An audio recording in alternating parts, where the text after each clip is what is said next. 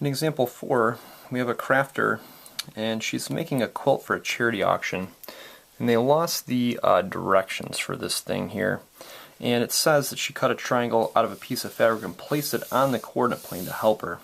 So if triangle RAY has these points, 5, 8, we'll go ahead and graph it. That's going to be R. 9, 1 will be A. And then Y is negative 1, 2. So Y will be right over here. I'll move this up in just a little bit. We'll make some connecting lines here so we can actually get this triangle going.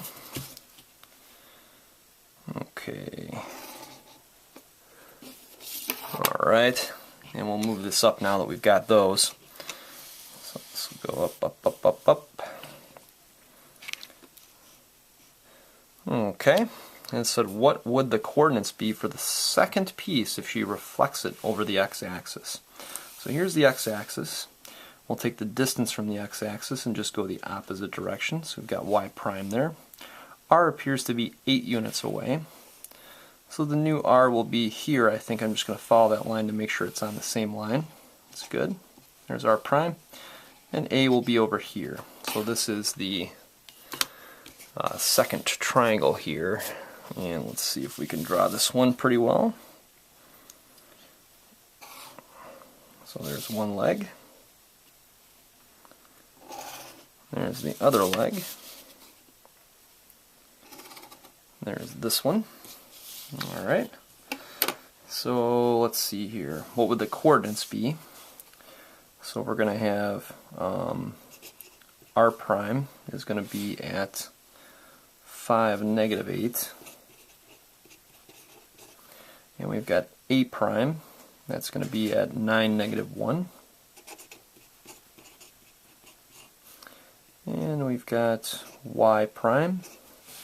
And Y prime is negative 1, negative 2. So if you compare these, it looks like the Y value, we just take the opposite of that if we are reflecting over the x-axis. Okay. What would the coordinate be for the third piece if she reflects it over the y-axis? Alright, so we're going to take this one right here and we're going to flip it over the y-axis. You could also take this to take the original one and flip it, but I think we're going to go sequentially here. And we're just going to reflect or flip this over the y-axis. So I'm going to make this the new y there. That's going to be y double prime. A is 9 units away, so we'll go this way. That'll be A double prime. And R is 1, 2, 3, 4, 5 units away, so 1, 2, 3, 4, 5 would be right over here. I lost track of it for a second. So that's R double prime. And we'll go ahead and connect all these guys up. There we go. Alright, so the next logical place would probably be to put that in quadrant 2 here. Q2. We could explain why while we're missing one there. And what would the coordinates be for the third piece if she reflects it? So I forgot about that. Let's do that real quick as a matter of fact. So R double prime would be negative 5, negative 8. And A double prime, that's going to be negative 9, negative 1. And Y double prime here is going to be 1, negative 2. Alright, and what we want to do is we want to determine the coordinates of the fourth piece. So I know that the A triple prime is going to be here, and then Y triple prime will be right here. And then R is going to be reflected over the top here again, so it's going to be, let's see, 8 units down, so it'll be 8 units up. Here, right over here. So there's R triple prime. You could draw the shape if you wanted to. It just says determine the coordinates here.